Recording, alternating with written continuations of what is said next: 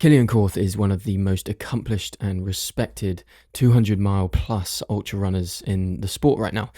In 2025, Kilian achieved something that very few people thought was possible. He won the Triple Crown of 200s. That's a series made up of three of the hardest ultramarathons in North America: the Tahoe 200, the Bigfoot 200, and the Moab 240.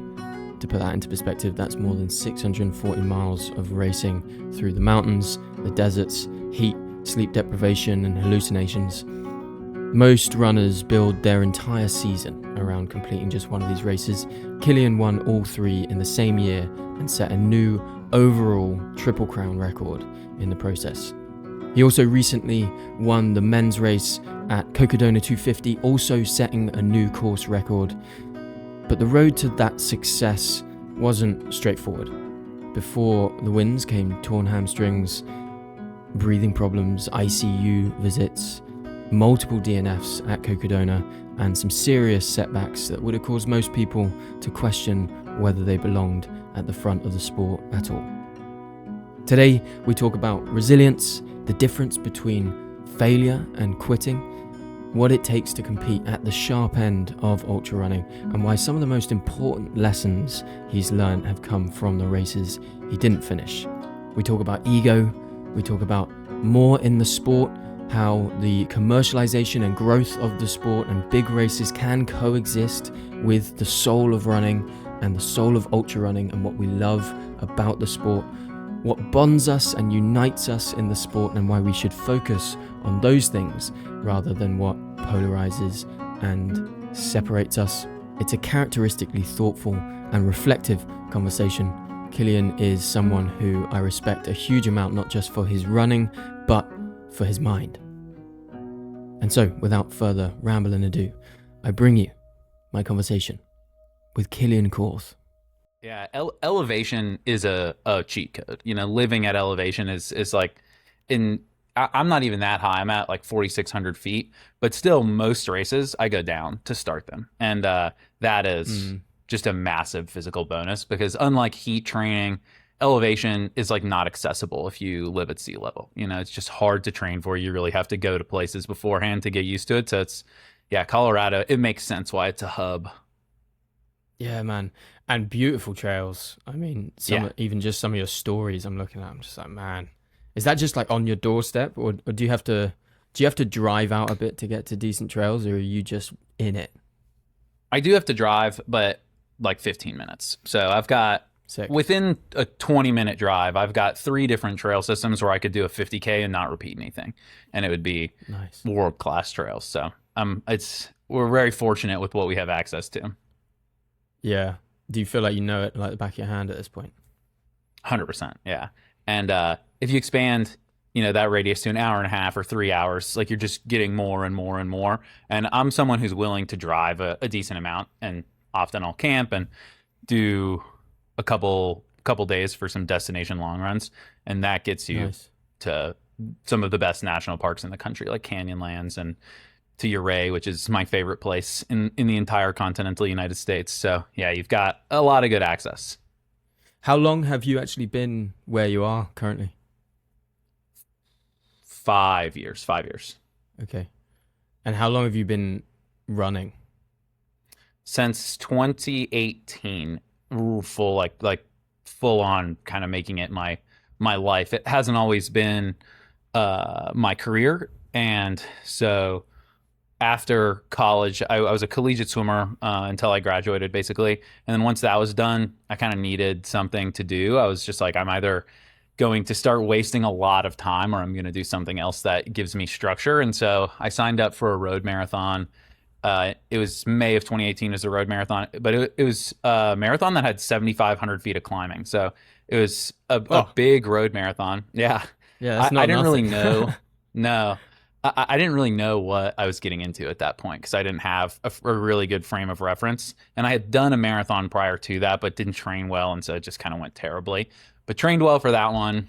3 months later, ran a 50 miler. And then 2 months after that, ran my first 100 miler. So like within the space of 6 months, went from a marathon to a 100 miler, which now that I'm a coach, I'm like, that is a bad idea. But it worked out, and like firmly establishing the addiction and somehow, even though my first 100 miler was totally brutal, my first 50 took 10 hours and my second 50 took 21 hours.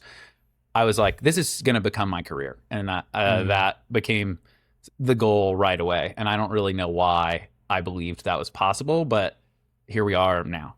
Do you feel like you've always had a very high level of self-belief, or is that something you've built over time, or is it a bit of both?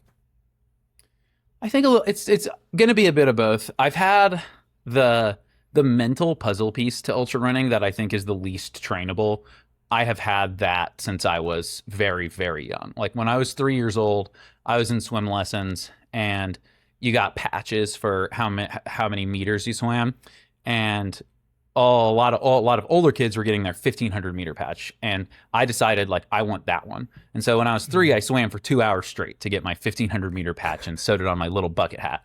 Which, like, what 3-year-old is doing that, right? So I've had that piece from the get go. It's like never been a struggle.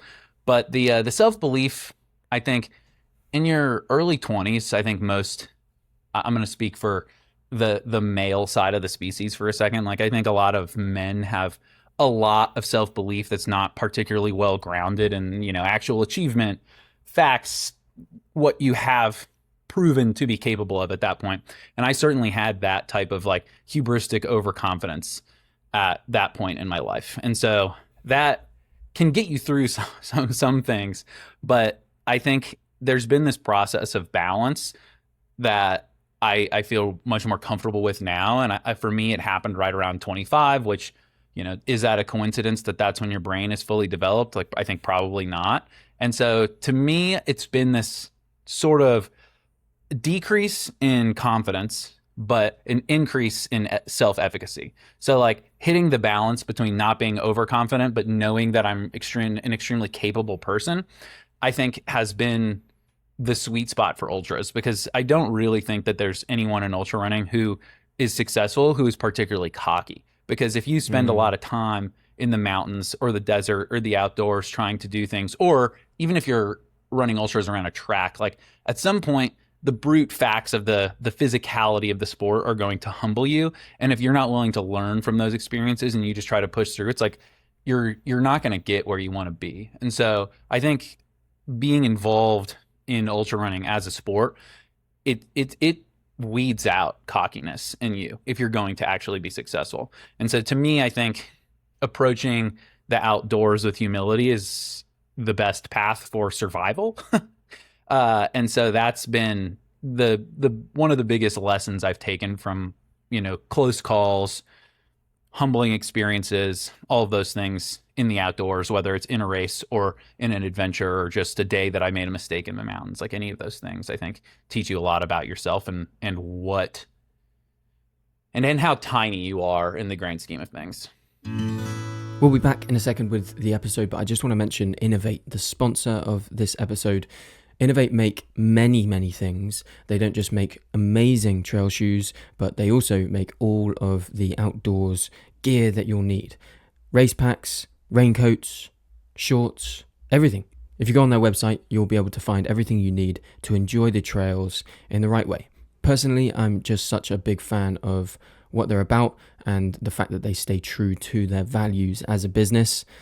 They're founder-led, they're UK-based, and everything that they make is tested in the horrible conditions of the Lake District, so you know that it's going to deal with whatever you put through it. If you go to the link in the show notes, you'll be able to generate a code which will give you 15% off. So if you're looking for a new pair of shoes or you just want some new gear for your running, go to innovate.com, use the link in the show notes to generate a code and get 15% off.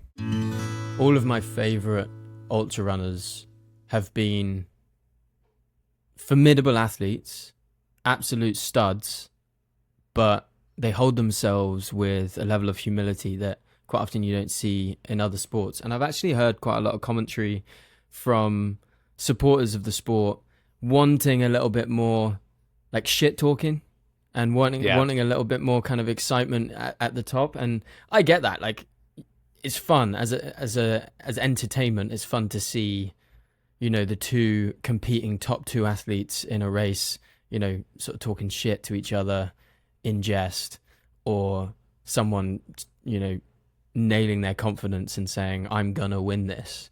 But at the same time, there is something in the mountains that humbles you, and I think there's a lot to expect of ultra runners, given what they know about what can go wrong. To just expect that they would be, you know, arrogant and cocky every time 100%. they get to the start line. Yeah, I also understand the like desire for that entertainment piece, but for me personally, it's like that's just like not in my wheelhouse. Like it's never been. I enjoyed playing pickup basketball games in college, but the part I enjoyed least about it was the kind of like egoistic bullshit that comes with like with scoring a like nice layup or something. You know, it's just that was never something that I felt like I connected with even at that point in my life, and now knowing all like in like let's say if we're talking about me, my example, it's like I have a ton of DNFs. Like what would give me the right to be cocky, you know, like that. So there's no, unless you're like a narcissist or you're just willing to pretend, like it just doesn't seem like it's going to be natural for a lot of people who are pursuing something that like you will inevitably fail. Like it's not like a traditional sport like basketball or soccer or something like that. Like if you picture Lionel Messi or Cristiano Ronaldo, like they won something most seasons that they played. It's like that's not going to happen when you're an ultra runner. You know, it's Jim Walmsley, Kilian Jornet, the best of all time, Courtney Dauwalter, Katie Schad. You know, like all of these people are going to have seasons that don't go their way. They might even have seasons where they sit out the whole entire time because of an injury. And that's like when that is the case commonly for the best in the sport, I think that you're just not naturally going to see the shit talky nature that fans might desire. Yeah. Well, I wanted to talk a little bit about your setbacks because I think one of the most interesting things about you, of course, you know, we know Kilian Korth as Triple Crown record breaker, and we've seen your successes, your recent successes, and obviously those things are amazing. But I think one of the things that's most fascinating about you is from 2022 for 2 or 3 years, you know, you were facing quite a few setbacks, and you know, forgive me, but I'll list a few. Please. You've got Cocodona DNF in 2022. One of your hamstrings torn. 2023, you were leading Cocodona, and then you ended up in the ICU, which was a strange one actually, because I think, you know, a lot of people expect DNFs to be caused by, I don't know, a lack of muscular endurance or an injury of some kind. But that was a strange injury. Maybe you can talk a little bit about what actually happened to you there, because I did actually finish that year. So you did, yeah. I finished 11th. Yeah, I think you were leading until like 220 miles in, and then is that right? Yeah. And then Yep. you ended up having some respiratory issues and finished, but then ended up in the ICU. And then 2024, same again, but you pulled out early because you'd matured, maybe. Yep. And then 2024 Tahoe 200 DNF was the other hamstring, right? Yep. I mean, if we're talking about this delusional self-belief or this kind of male confidence and foolhardiness, at what point did you start thinking, actually, maybe, you know, I'm lacking some ability here? Or when did you start losing some self-belief at some point with so many setbacks? Like, how did you deal with nut punch after nut punch? So that question could kind of be taken two ways. It's like, did the impulse to quit ever occur to me? No. So there was never an option where I was like, I'm going to stop doing this thing. But did the question arise, am I actually capable of what I think I should be capable of? That was ever present.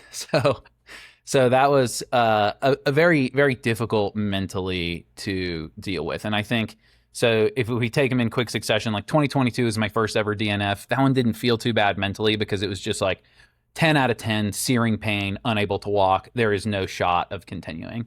2023 with my finish at Cocodona, that was tough to take. I'm leading the race most of the time. I'm thinking that my dream is a possibility, and then just like complete and utter physical and mental collapse in the last 30 miles, where it, unbeknownst to me, I think I have an allergy to some Arizona plants. I am allergic to tons of desert plants. When I got an allergy test this past year, I was allergic to 55 of 55 things. So Wow. there's like some underlying physical vulnerabilities that are outside of my control there. But which actually I did address going into this year, so we can talk about that too. But Mm. that one was difficult to deal with. But in some sense, I thought I had making a step forward and kind of proving to myself like, look, I can be competitive, despite the way that eventually turned out. And then 2024, that was the really rough time. So DNFing Cocodona, I intelligently pulled out around mile 150. Like, it was the right decision. I was having the same breathing issues. I wasn't going to let them get that serious. Good decision. But not pushing to the limit allowed the voice in my brain that gets me to do things and motivates me to just, bowl in a china shop and start breaking shit. And it was, there's lots of like, who do you think you are to have these types of goals when nothing is, you have no results that point in that direction. Mm. And then at Tahoe, 1 month after that, that just like doubled down on all of that negative self-talk. And so there was a good amount of time where, I was definitely down in the dumps. My wife refers to that version of me as doldrums Kilian, as DK. So DK was out in force for a while after Tahoe, but I'm lucky to have her as the main pillar of my support, and so she helped talk me through that. I think that ultimately it's easy to look back now, but those failures were good learning opportunities, specifically for my mindset approaching the sport. I think in 2024 specifically, I didn't have any fun during either race. So I was going into them with a lot of pressure, thinking about what I needed these to do for my career and where I should be in relation to where I am, and all of these egotistical things that are ultimately not helpful towards either achieving joy in the process or actually achieving successful outcomes. So the biggest changes I made after that was, and it sounds sort of trite, but just like focusing on having fun and reconnecting to why I love doing what I do. And that, along with some tweaks in fueling and some tweaks in training, I think resulted in a really successful Triple Crown. But I do point the finger primarily at the mindset shift of just like, enjoy yourself while you can. Like, you're there because you love doing this, so embrace that. Focus on the process as opposed to the outcome. Like, all these kind of things that seem obvious to me now, but are I think very hard for someone who's young and is ambitious and is working job. Like, I'm working jobs that I didn't enjoy in order to have the flexibility to do this one thing. And so there was like a lot that went into making 2024 a difficult year. But yeah, I do think it was a turning point that needed to happen for me. It's difficult, man. Like, you put everything into it, so it's completely understandable when you are dealing with failure and setback after setback that you will consider quitting. But one of your Substacks you recently wrote was on the difference between failure and quitting. What is the difference? Mm-hmm. Quitting is a choice. Failure happens to you. So I think and there's going to be gray areas, So like, if you take 2024 Cocodona, it was the right decision to stop, and it falls into the failure category for me, but it still was a decision in the sense that, like, okay, I'm not going to risk having the same breathing issues, ending up in the ICU, scarring my lungs long term, that type of thing. So there's gray areas, just to put that on the table right at the beginning. But when you see someone quit, you know the difference, and it's when they could continue but don't. And it's in that Substack, I think I talk about what I experience as failure is this thing that ultimately is, it's like the path from failure to having it as a positive experience is really obvious. The path from quitting to having it as a positive experience, is not as obvious, because quitting, you are letting yourself down. Like, I'm sure that there's ways in which I think people who quit and have quit have let their crew down, and the people who have invested in them. So I do think there's like two sides to that coin. But when you quit, you are mortgaging all of the work that you did and just tossing it into the wind. You're taking all of the time you invested and just saying, this, who cares about that? And failure isn't that. Failure is something where you put in the work, you tried your best. Quitting is like definitionally not trying your best. And failure will happen, when the stakes are high, when you're trying to do hard things. It's hard to do hard things. And so it's expected that sometimes you'll fail in doing so, or in attempting to do so. And actually, and failure gets a some might bad say rap. that if you're, for sure. But, I mean, some might say that if you're not failing, you're not trying hard enough. Yeah.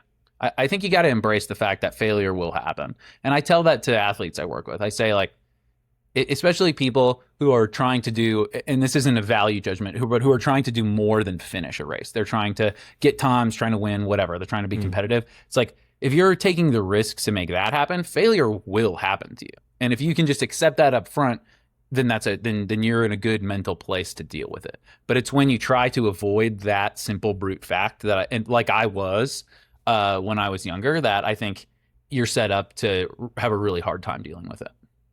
Yeah, absolutely. And when these failures happen, aside from the quitting storyline, which we've all been in a place where we've wanted to quit, maybe we've overcome it. Sometimes we have quit and then regretted it. I know of times where I've reflected back and thought, I think I had more actually, and I quit more than I carried on. And that pain is hard to deal with. And I think almost I would recommend to people that they have an experience that pushes them to the limit. They end up quitting, and then they know what that feels like, because they can carry that with them. And then that might be a valuable thing to take on with them, so that they don't quit in the future, because it sucks to quit. It sucks to look back at a DNF and say, I could have actually changed that. But when these failures happen, which are inevitable, how do you deal psychologically with the space you're currently in, which is an injured state? I know that you've spoken a bit about gratitude, and actually, if I may, I'm going to read out a bit from one of your Substacks that you reposted and others reposted, which I just thought was so powerful, and it's something we talk a lot about on That's Runnable, this presence and gratitude. You said, what I want to ask of you is simple. On one of your next runs or workouts that you do, just take a moment before you start at a beautiful spot on the trail or whenever it feels natural, to just feel what it's like to be able to do this. Feel a breeze running across your skin and through your hair. Look up at the blue sky or cloudy sky, sun or rain, and just take in the world for what it is. Running is a gift. The time you are blessed to have to pursue your passion is a gift. Enjoy it. I love that, man. And I think that that's something that I try and remind myself of quite often. But, we can be so engrossed in our training, and we have to get the mileage, and we have to execute in the right way, and we have to make sure that we're hitting the right metrics and all this sort of stuff and fueling the right way. How do you remind yourself to be present and to be grateful for what you have? Well, I think to start with, it's okay that you take it for granted sometimes, because we just all do. We take for granted the fact that we have clean water and all these other conveniences of modern life. So it's just inevitable that will happen.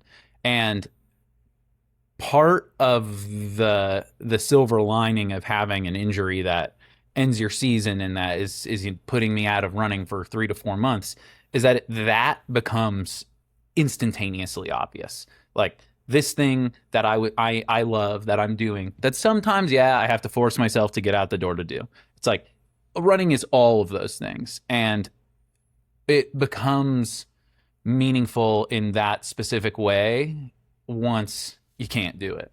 And so I've been able to get in cardio this past week while I've been in a splint and unable to put any weight on my right foot, but it's all been inside, or I'm crutching around outside, which is just genuinely miserable. So Hmm. Um, it's very easy from my perspective then to kind of look at my athletes that I work with, my friends who are still able to enjoy the sport, and think like, wow, like you Mm. don't quite know what you have right now. And someone could have looked at me a month ago, 2 months ago, and said that same thing, and it would have been true.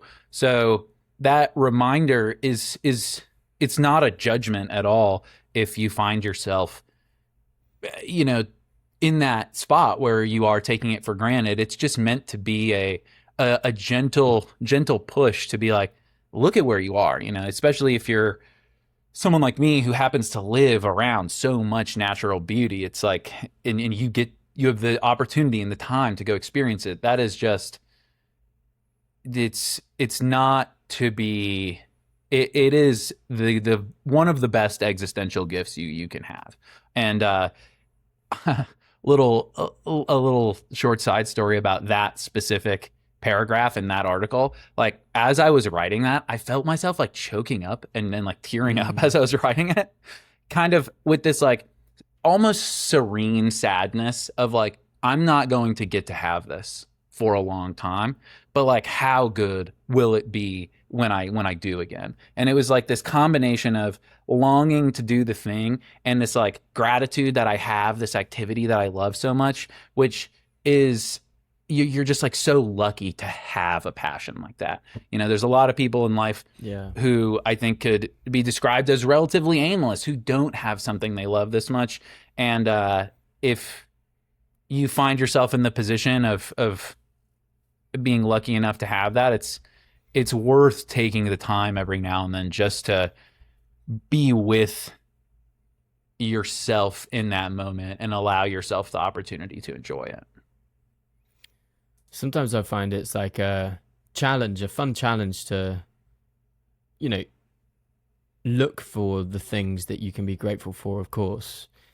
Right now in the UK, it's glorious weather. I'm out here in Somerset, went for a run this morning. Beautiful, but I was like thinking to myself, man, I wish it was more hilly. because because it's like super flat where I am, and I went on a run. But I sort of needed the flat terrain, to be honest. And then I was like, why am I thinking of what I don't have?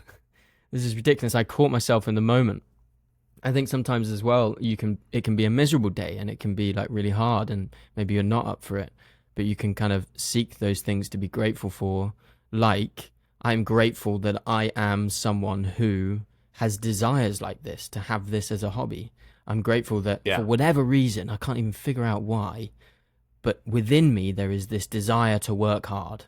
It came to me. I didn't like build that. I just have this characteristic about me. And I know you've written about free will in the past, and a lot of what I think we think that we're like the agents of our own story all the time, and that we are the decision makers, and we are the ones who decide always to do these things. But it's a lot of like the desires to be into this sort of stuff come naturally, right? And that's Yeah. something to be grateful for.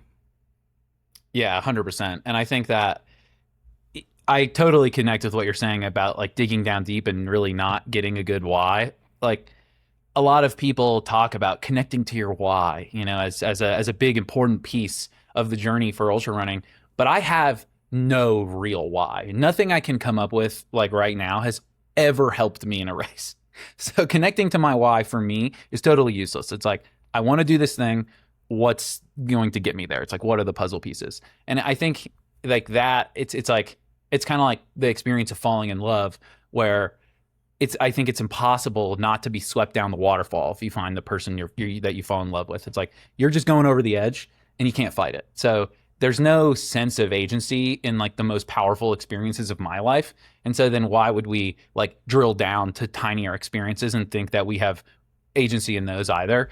But yeah, I think if you kind of picture yourself as this like active passenger on the ride, it's like you should just enjoy it. And there is lots to be grateful for. I think to be charitable to people, to myself, to you, and I'm sure that we all have moments where we feel like our circumstances are less than ideal, I think that from an evolutionary perspective, it's like we're geared to focus on the negative because that helps us survive. And so when we find ourselves in affluent societies where the survival is taken care of, it is difficult.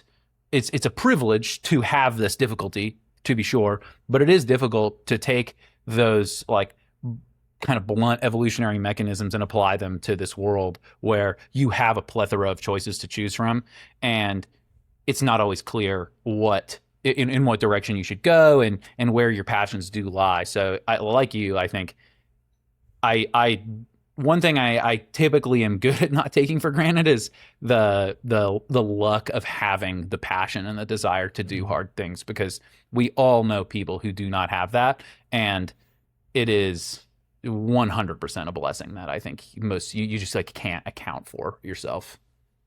Yeah, I resonate a lot with that. People will ask when I talk about the races I'm signed up for.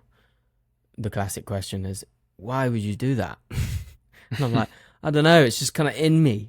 just Yeah. I just think it's sick. Don't you? No. Yeah. Okay. Yeah. Why would you do that? It's like I get the question, and I understand why it's like puzzling too, because there are moments in every race that I have. It happens to me typically on the second night where I'm just like, what series of life decisions led me to be here? Like, I'm running in the middle of the night in the mountains. I'm hallucinating, and like, if I met an angry 8-year-old right now and they wanted to mug me, I'd have no chance of fighting back. You know, it's like you're like the most vulnerable you've ever been, and for some reason, this is where you're at. And so like I do have those moments where I'm just like, this is so stupid. But then then you go through that process and you're like, wow, this is the most rewarding thing I've ever done. And so I don't think it makes objective sense. Just like the process of going through highs and lows in the same race, I think doesn't make objective sense, but it happens. And it's like, that is what's special about the ride. And it's what people who don't do these things, I think, can't understand, because even if you watch it, witness it unfold, I don't think you can quite get it until you experience it. Oh, there's so much I want to talk about on this. Like, I feel like recently, if I'm I'll just talk about myself for a second. In the last sort of 12 months, I haven't had much success with my ultra running. Well, like, you know, many would look at it and say, you're successful enough. Like, I've finished races and I've done relatively well for me at those races, but like, I haven't been satisfied with them. And there's a part of me that feels like it's because I've had this tight grip on what I want from these races. And going into this year, or into this season at least, I feel like this need to let go a little bit more. Do you think there's some value in this kind of... I have this theory, at least, that there's going to be value in letting go. Like, I've got a race in a few weeks. It's mountainous. It's like the biggest race I've done for a while. And I feel like I need to sort of let go of this narrative and this storyline and like the expectations I have of myself and others, and the story of others' expectations they have of me and that sort of thing. And I'm sort of like adamant to let go and just kind of like, as you say, ride the wave, in a hope, ironically, to get the success that ego wants. Yeah, I do think, I mean, I think that's a similar realization to my shift to having fun. Is just, it's a little bit, another way I think to describe that is what you're saying, and letting go.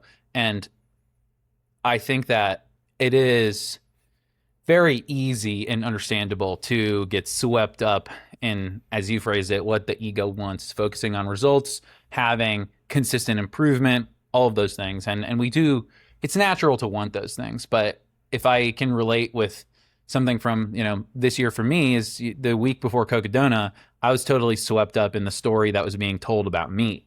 And I got sucked into that as kind of, okay, here's a motivation for my race. And in my head, I was like, I wonder if I can, you know, basically strategically use ego in a moment for rocket fuel. And like, it does work.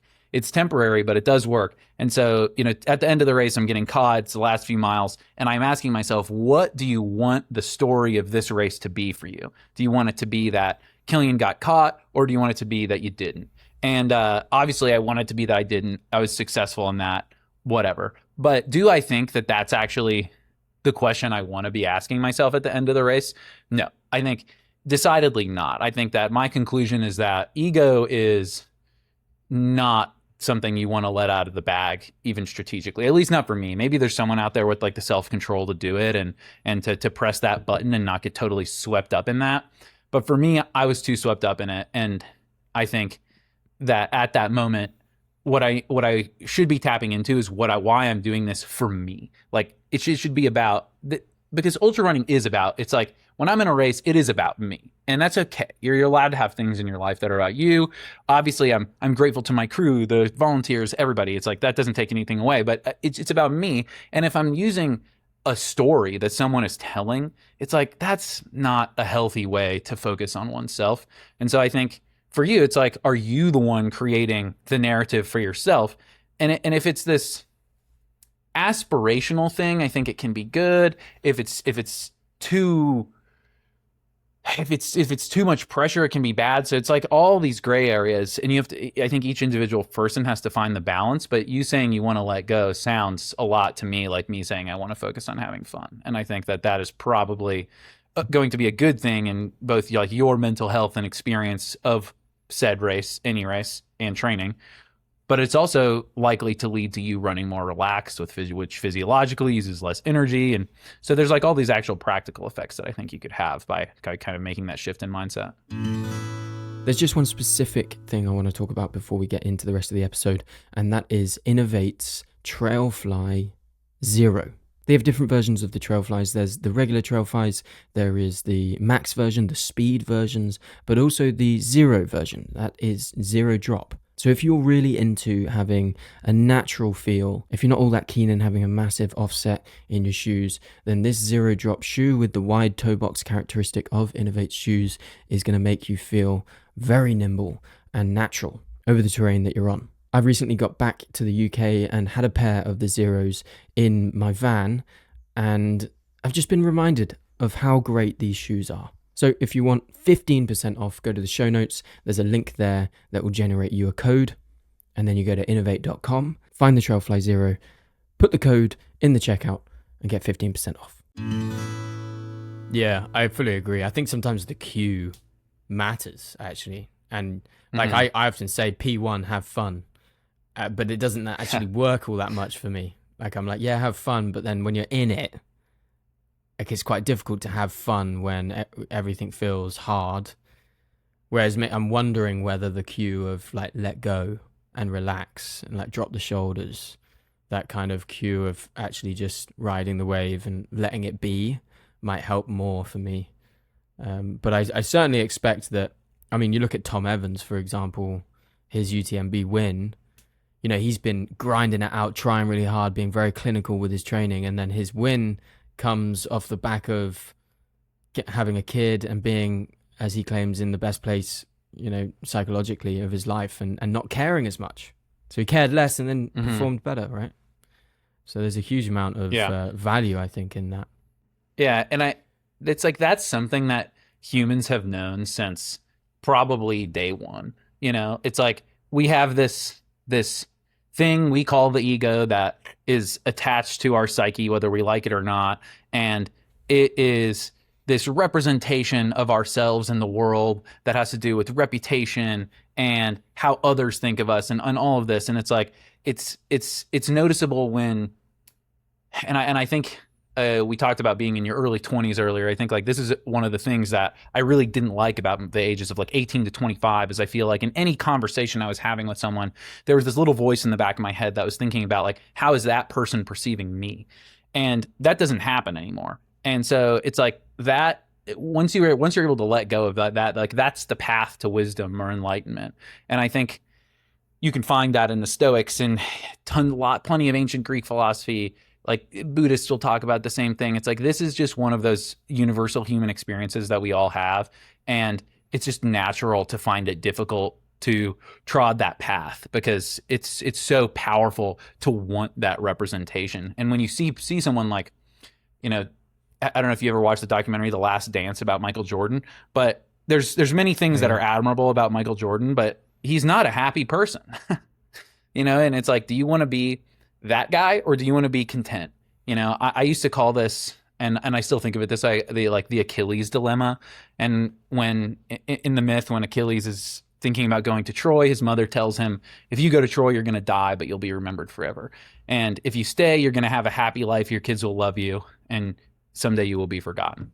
And it's like, when I was a kid, I'm like, dude, go to Troy. Obviously go to Troy. But now I'm like, that doesn't even make sense to me. It's like, no, have the happy life. Like, who cares? You're going to Troy to kill and murder and make your name. And there's a piece of me that still finds those stories glorious in a sense, and they're a part of what makes us human. But I do think it's like, that's the difference between being young, foolish, and ambitious versus older and hopefully a little bit wiser.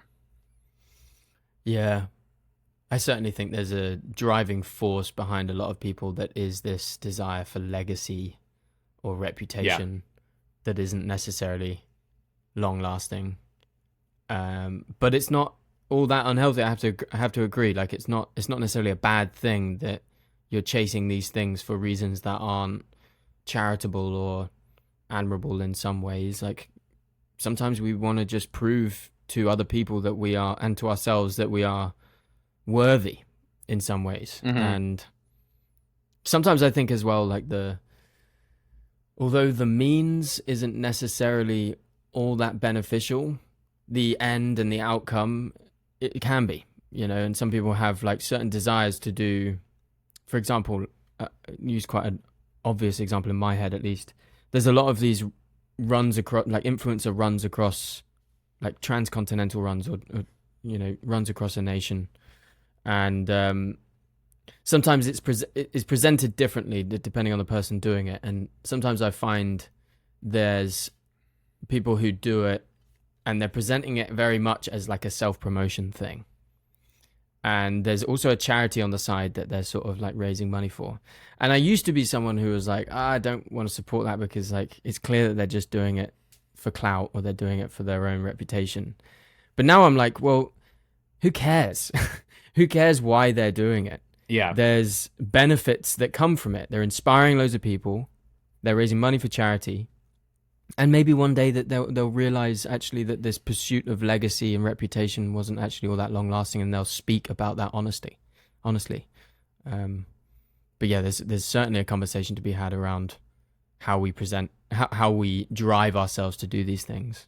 Yeah, and this actually connects to sort of the way we first connected, was the influencer professional runner kind of conflict conversation.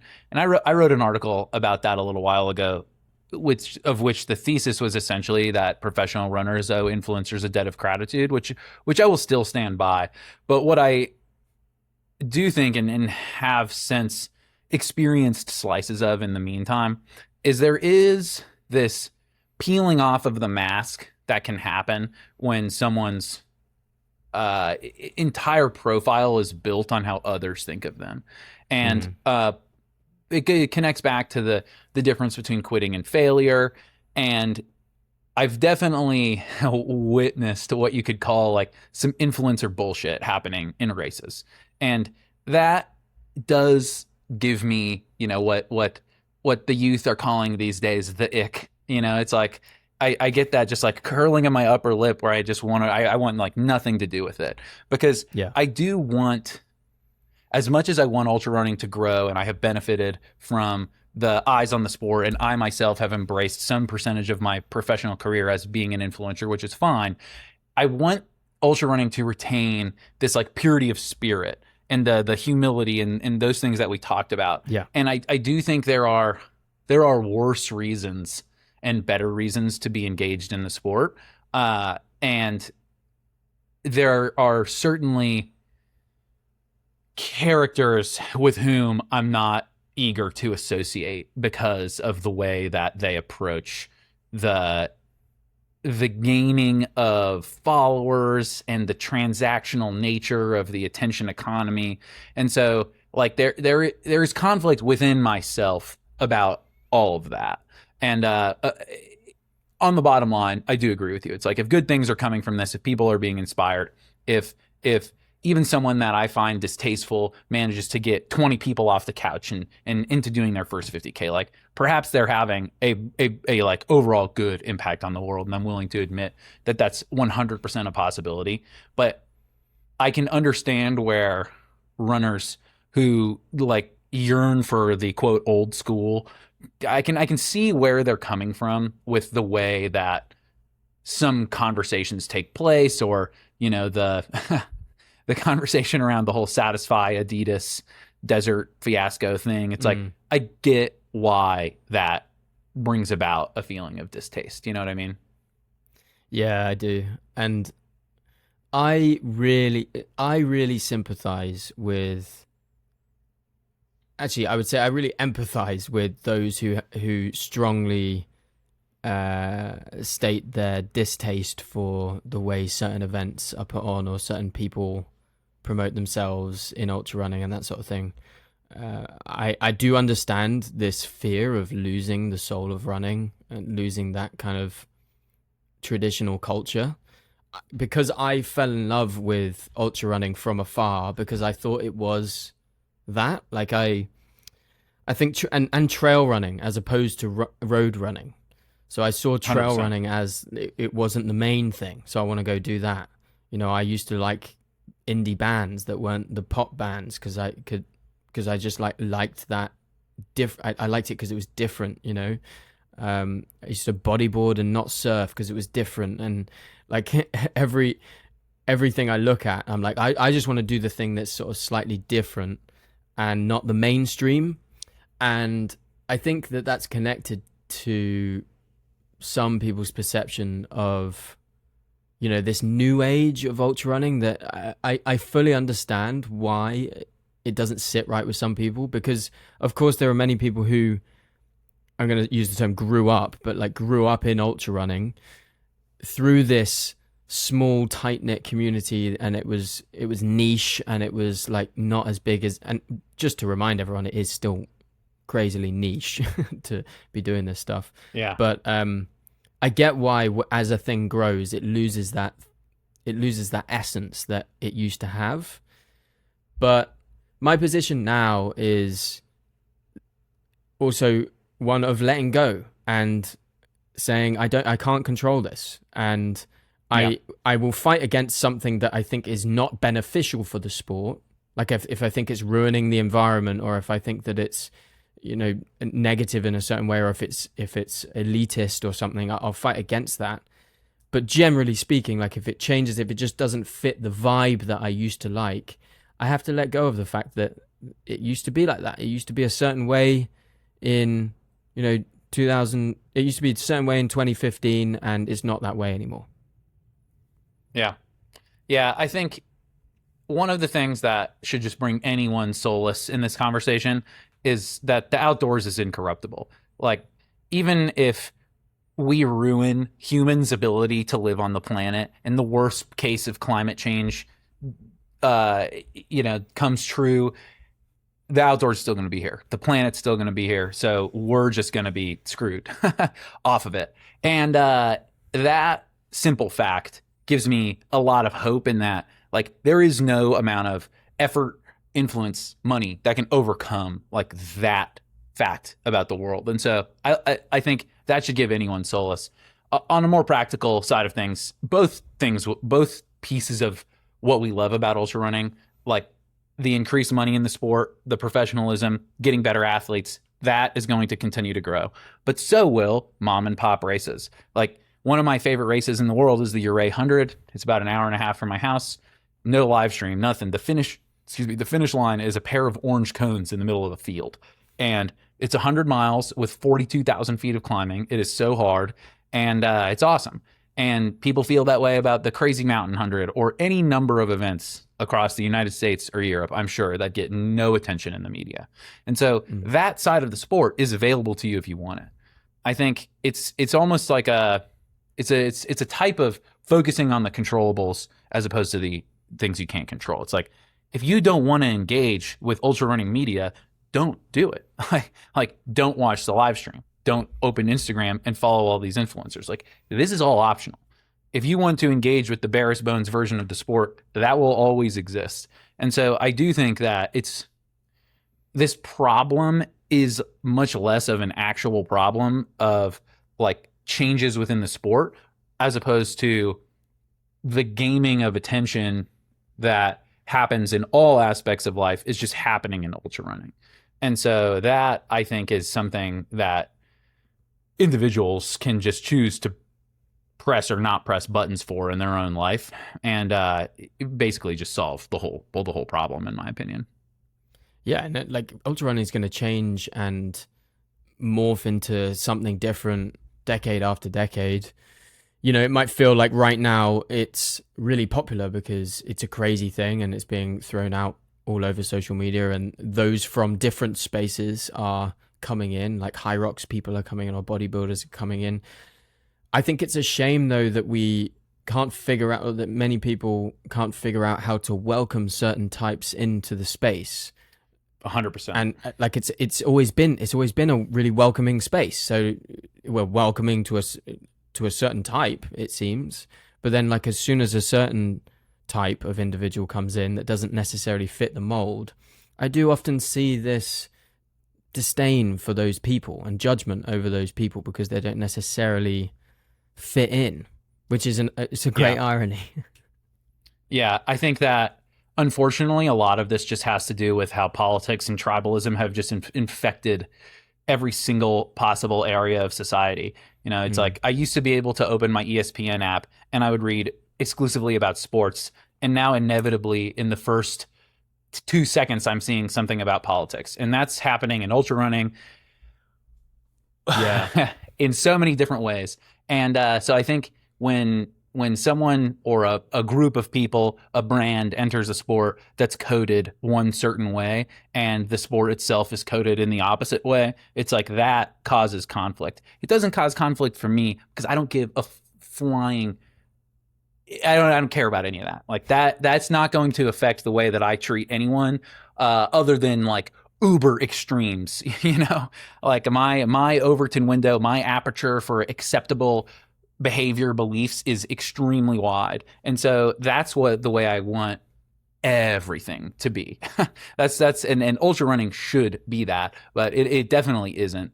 And I do think it's a shame that there is these underlying like tensions within the community that like sprout up in certain instances. Like you know, I think more than the peptides themselves, I think the Cam Hanes situation with him getting attacked by various people has more to do with politics getting transplanted into running, not by him, but by others, than it does to actually have to do with air quote performance enhancing drugs. You know, it's like I think that there's this unfortunate copy and paste that occurs in so many different realms of the world where you take some political tribal conflict and then boom, look, this topic gets covered in through that specific lens. And if I could just eliminate all of that from ultra running with the push of a button, I would definitely do it. But I think that I am if the path that I want to go down is not the one that it seems like many others are all about. I think the tribal instinct is very strong.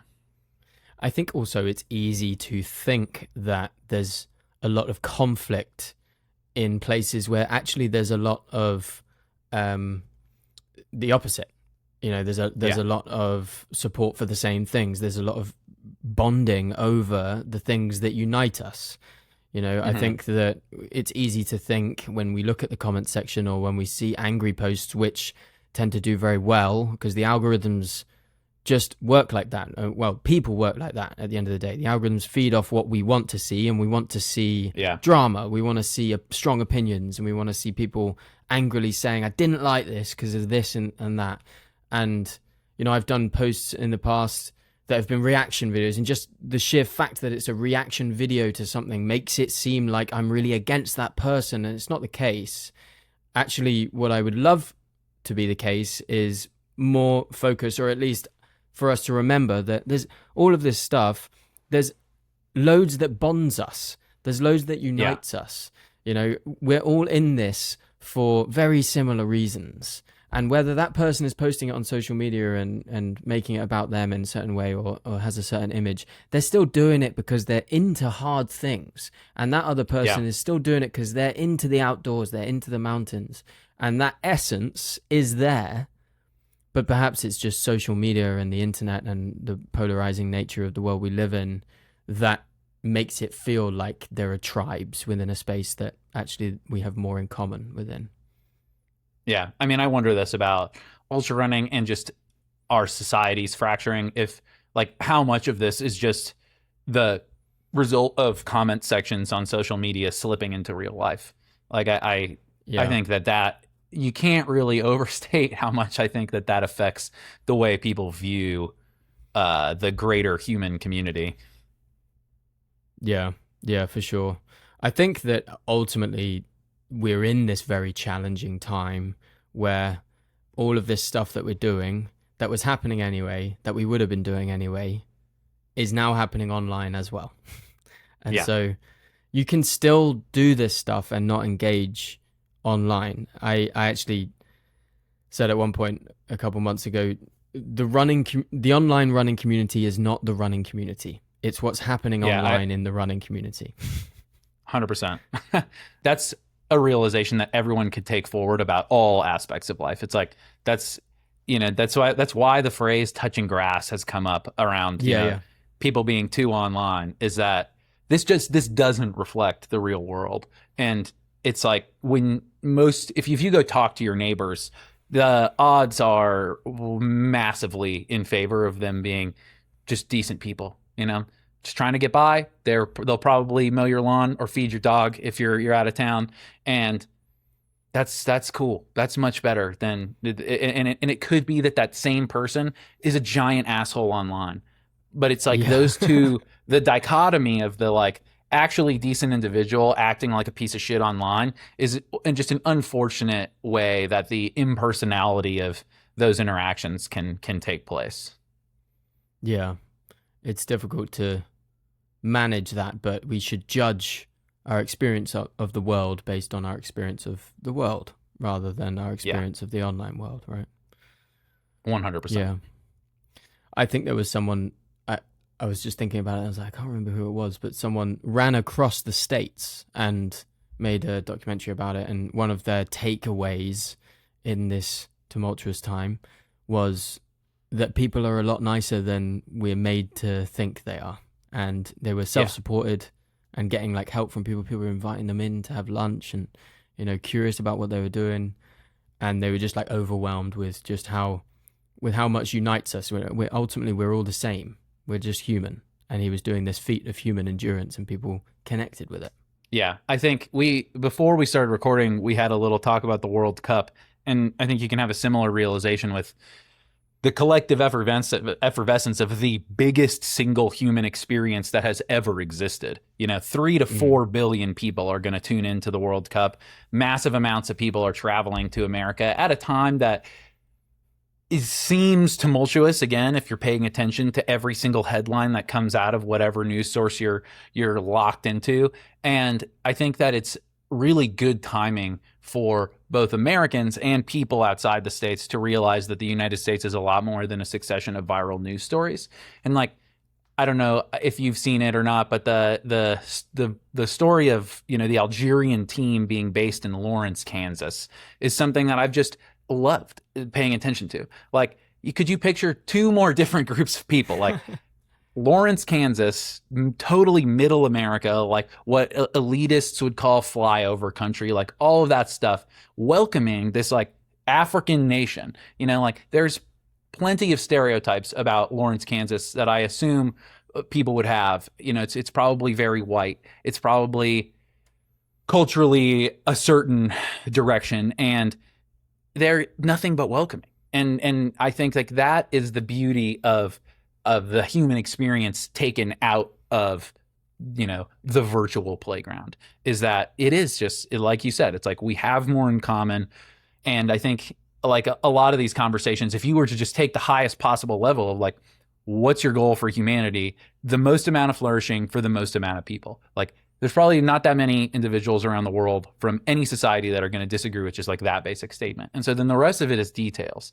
And I think that's what people are finding out with the World Cup when, New Zealand is playing Iran, or Cape Verde. Like, how awesome is it that like millions of people are stoked that this tiny African country somehow manages to draw with Spain? It's like, it's a beautiful thing. And it's similar to what you mentioned about like your guy running across the United States. It's just the interpersonal, like tangible human experience is still good. And that is what I think we need to lean into when we're picturing like, what is the world like out there? It is scary, and it is objectively uncaring in a certain sense when you're like talking about the planet we live on. But when you're talking about humanity, it's like a lot of beauty involved. And I think there's just so much positive to take from that. And I think ultra running can be like one of the purest forms of purest forms of expression to these ideas. But it is a shame when the tribal instinct starts to just worm its way into something that you love. Yeah. It's sort of happening in every space. I think we're just not in every space. But I certainly agree. Sport is a powerful thing, and team sports and international sport is a powerful thing in many ways. But I certainly think that running and ultra running is a powerful thing for the individual, and there's nothing more powerful. Yeah. You can be a spectator, and it's powerful in many ways because it brings us together and we're all watching the football together. But as a participant of a very much participant dominated sport like running, there is something incredibly powerful about it. And I like, even today, man, like I'm out on my run, no one knows me around here, and every person I pass in the countryside, every person gives me a smile, like a British smile or a wave or whatever. And just that in and of itself, it's like, everyone just means well, generally speaking. Like everyone means well. You don't have a clue who I am, but I'm welcome here, But I think also on a very deep level, I mean, you've shown today that you are an extremely reflective person, and your Substack is great, man. I said to you before we got recording, it is a really enjoyable read every time. But I do have a final question for you, because there are many ultra runners at the moment, it seems, who have pretty decent Substacks. Even like Rachel Entrican, we were speaking to her. She's got one. Very good. Caleb Olson has one. You've got a great one. People are writing. They're reflective, and they want to provide something that's a little bit more that requires more time and presence. Do you think there's something in that? Do you think that ultra runners or long distance runners are more reflective than the shorter distance runners? What do you think? Why is there a trend towards reflection and ultra runners? I mean, I do think that, and this is going to sound like value judgments when I say this, but I don't really mean it that way. I think that to put all the puzzle pieces together for a race that's going to take multiple days requires the ability for reflection. So there's just like a skill set that I think comes along with it. I think that naturally distance runners spend a lot of time with their thoughts, which is something that similar to what writers are doing when you're sitting in front of a screen or writing by hand or a typewriter or whatever you're using to do it. It's like you're sitting alone with your thoughts a lot. And that's when I come up with most of my ideas for writing is when I am alone with my thoughts. So yeah, I do think it's just a skill set that I think correlates pretty heavily, and it just makes sense. I mean, for me too, like when I'm in training, I publish a training log every week, which is like minorly reflective. But for me, it's like if someone wants to know what I'm doing, I want it to be as transparent as possible. I made my Strava private, so it's not that option because I'm a little freaked out by the fact that thousands of people could know where I'm running every day. I'm exactly the same. I have the same situation. Yeah, I'm like, it's just like, it's just a little side note. It totally baffles me that more people in our position don't do that, because especially if I was a woman, like there's no chance that I'd have my Strava private. as much as we've been talking about all the positives of humanity, 1% or thereabouts of people are psychopaths. So it's like, if you've got enough people who know where you are, some of them are crazy. And it's like, I'm not comfortable with that. But yeah, I want my training to be as transparent as possible.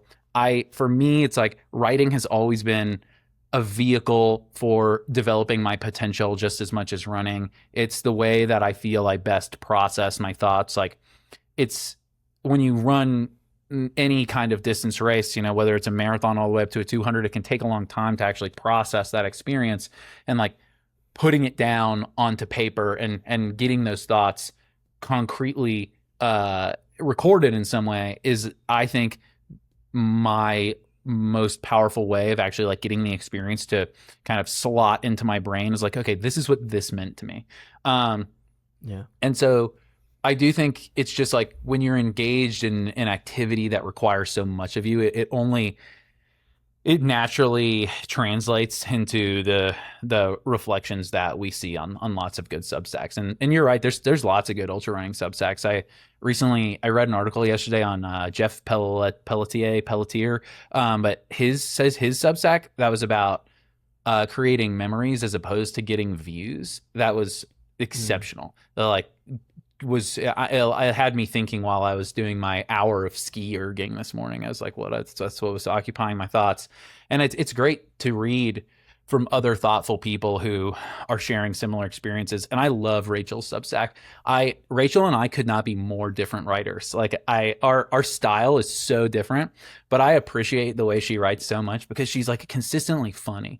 And like, I don't find myself with the ability to do that, but she like, it's almost a guarantee that if I'm reading something she's written, I'm going to like actually laugh out loud by myself reading that once or twice, which is like, that's a skill set that I respect. That's difficult to do. I read a lot of non-fiction, and there's not much comedy in that.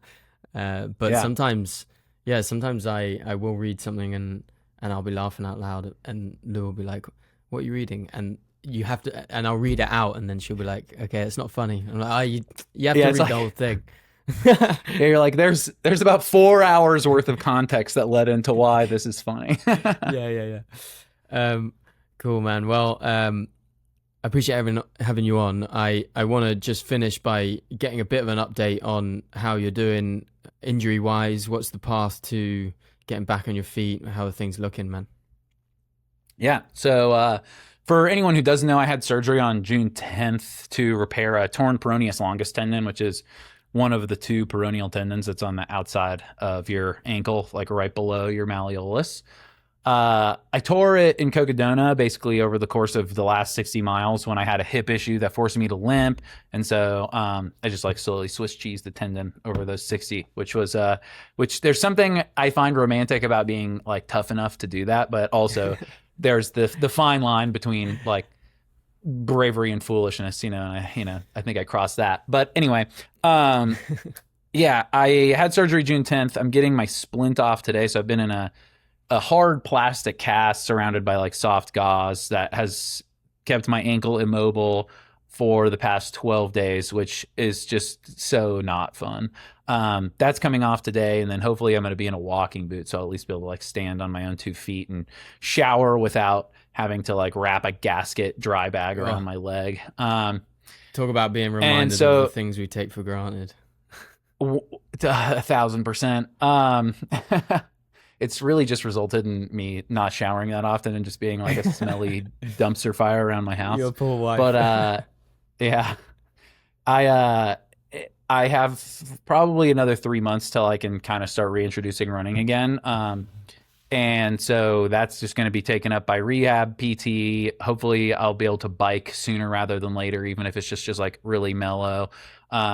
But I don't exactly know what it's all going to look like. I have a list of questions to ask my surgeon today, so I'll know a little bit more. But yeah, 3 to 4 months till I'm kind of getting back to running. So, significantly longer than that, than for me, like being back to what I want to be. But basically I just wiped my second half of 2026 clean and moved Uray 100 and the Tour de Jean over to 2027. So I just rolling those entries to next year. And so I've just given myself enough time to get back to being ready and hopefully managing to navigate this challenge with some level of grace, even though, there's going to be up and down days for sure. But yeah, it's a process. It's not a process that I want to be going through, but it's one that I have managed to mentally accept. And so I'm grateful for the things that are still going well, and for my ability to stay sane with other types of exercise in the meantime.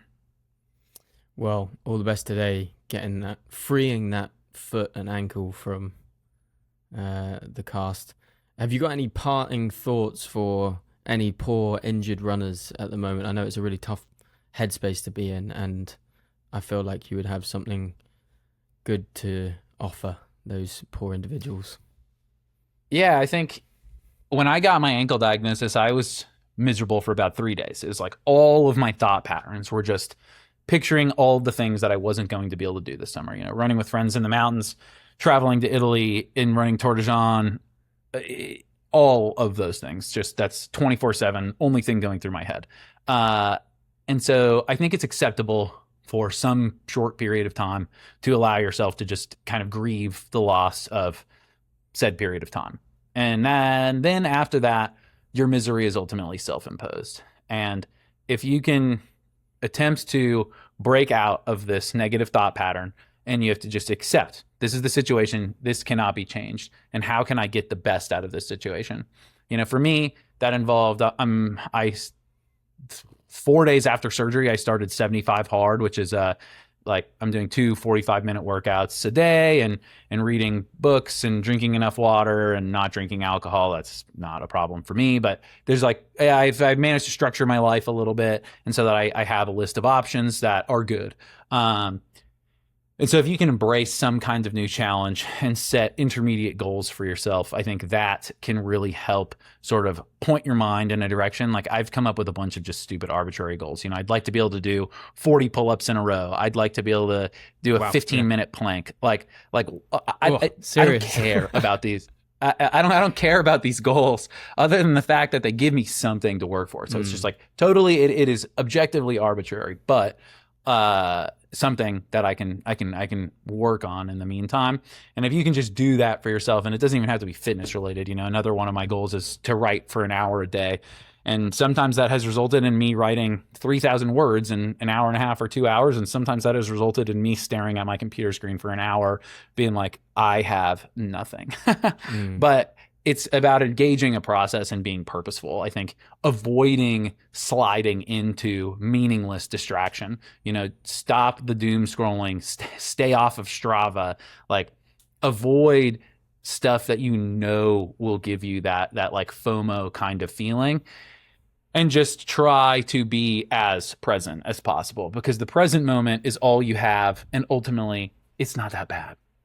It's like, does my splint annoy me? Are crutches inconvenient? Yes, all of those things are true, but I live in a house that's temperature controlled, and I've got running water, and I have a gym, and I have all this ability to do all these other things. And so if you can remind yourself to just dip into gratitude has become my master virtue, then you can get through it. And there'll be harder days, there'll be better days, there'll be worse days. And if you can just embrace the process, the life is an ultra marathon metaphor can be overplayed sometime, but ultimately it's overplayed because it's true. And so embrace the highs and the lows and know that it's temporary. Amen. Well, Kilian, thanks so much for coming on, man. It's been a real pleasure to chat, and I know this will have been highly valuable for all those listeners out there. Thanks. I hope this isn't the last time we do this together. Absolutely. What an enjoyable conversation. I have to say, I didn't expect anything less from Kilian. He's such a reflective and thoughtful and smart individual. I've really been enjoying his Substack, and I will link that below in the show notes if you want to have a read and dig further into the mind of someone who can achieve what he has achieved in the last few years.